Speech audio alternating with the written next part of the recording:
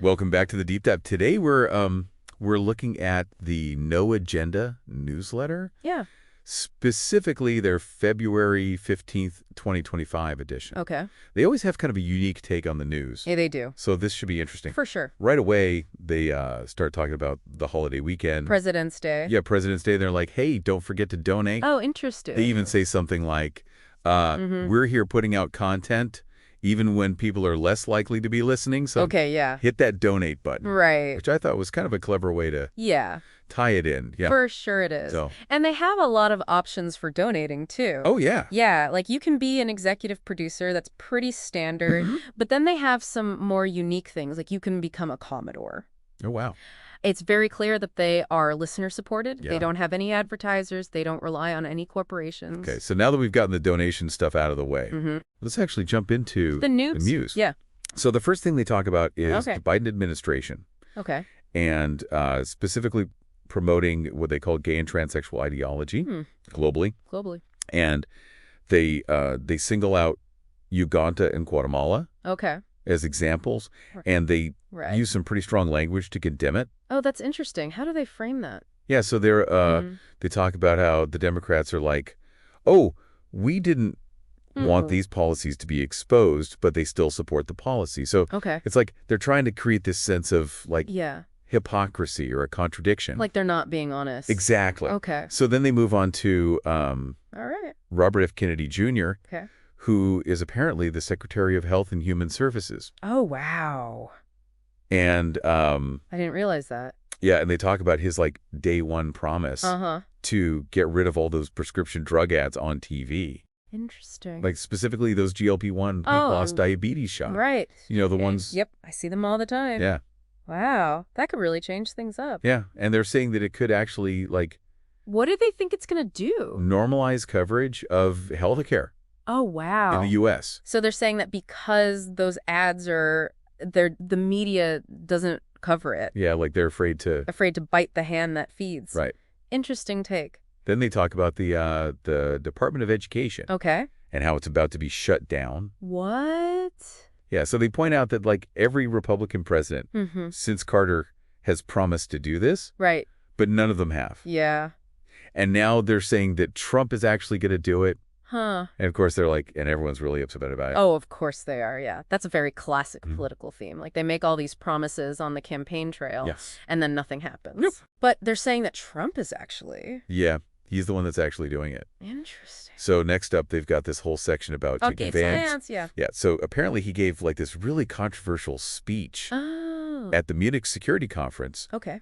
and it really pissed off It did. what they call the unelected elites of the EU. Oh. And they make it sound like the EU thinks that everyone else is just like What did they say? stupid fools. Oh, wow. Yeah, so you can already see where they're going with this. Yeah, definitely that distrust of international institutions. Yeah. And just a general feeling that the people in charge are Out of touch. totally out of touch, yeah. And of course, no agenda newsletter would be complete without Right. their plea for money. Yeah, their call to action. Yeah. What did they say this time?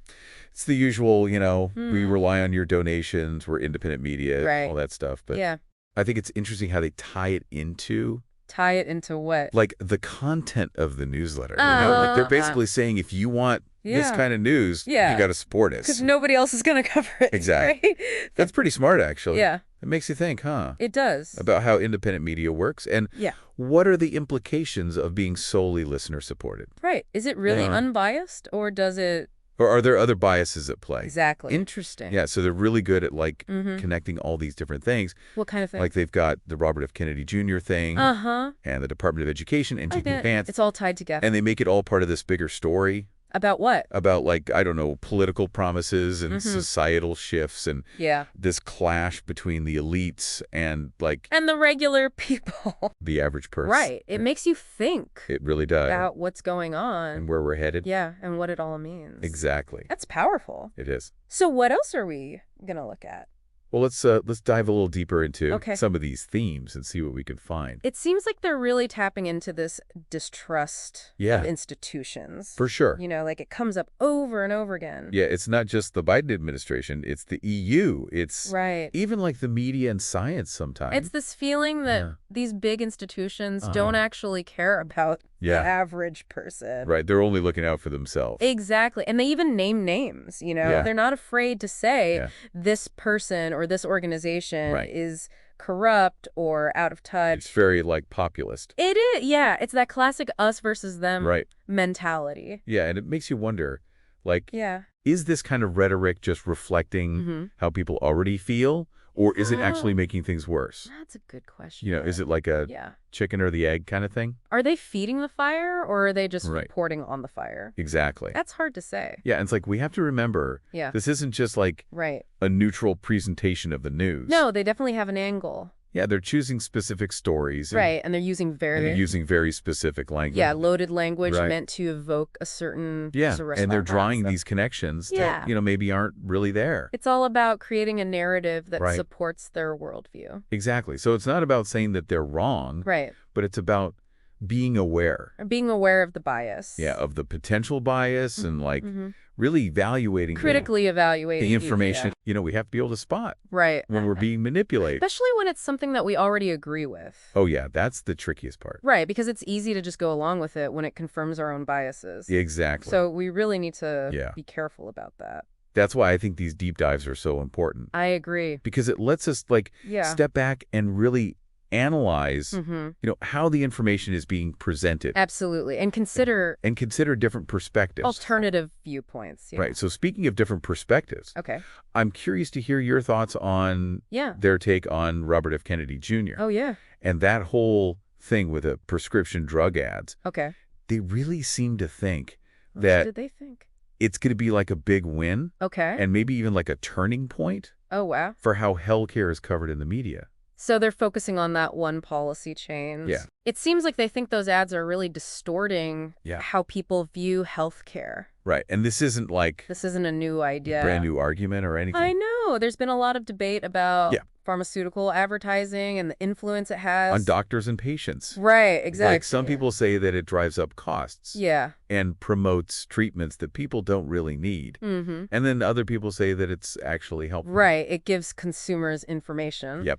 So it's complicated. It is. But the newsletter definitely takes a side. Yeah, they're like They're sort of portraying Kennedy Yeah. as this hero. taking on big pharma. Right.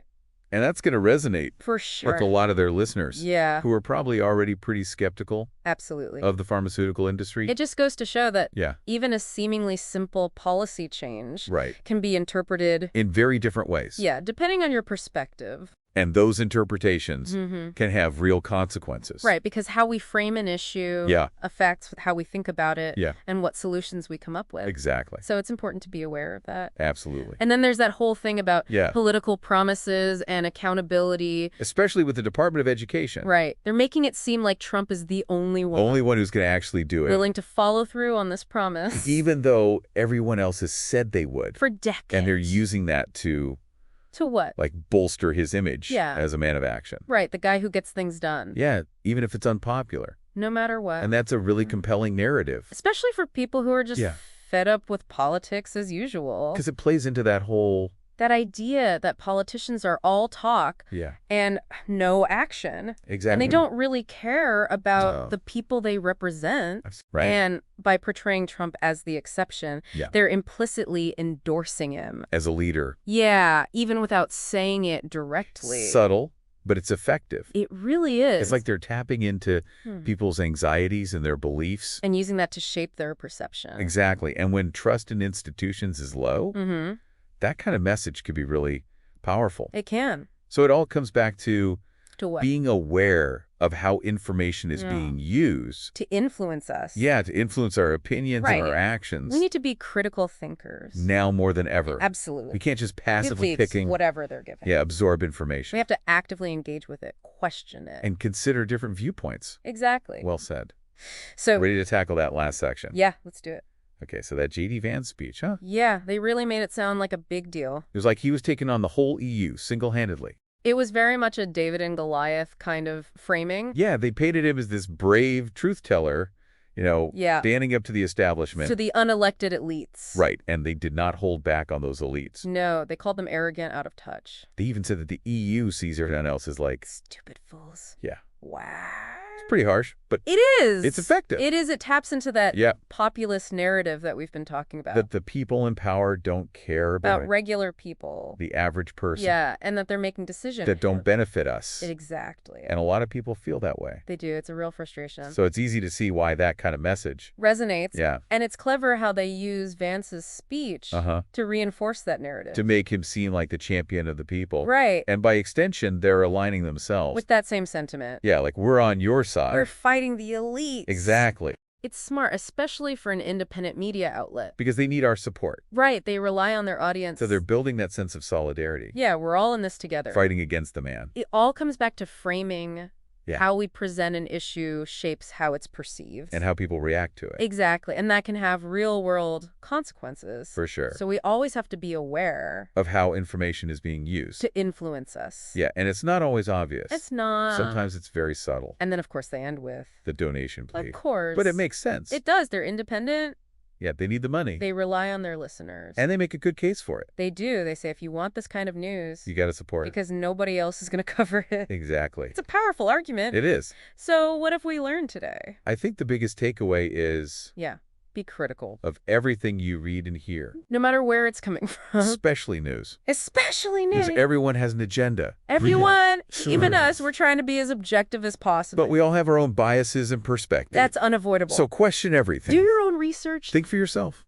And don't be afraid to challenge. The status quo. Or the conventional wisdom. Well said. This has been a great discussion. It has. It's always fascinating to see, How different outlets yeah, present the same information and how they spin it. and what their motivations are. Thanks for joining me today. It was my pleasure. And to all of you listening out there, thanks for diving in with us.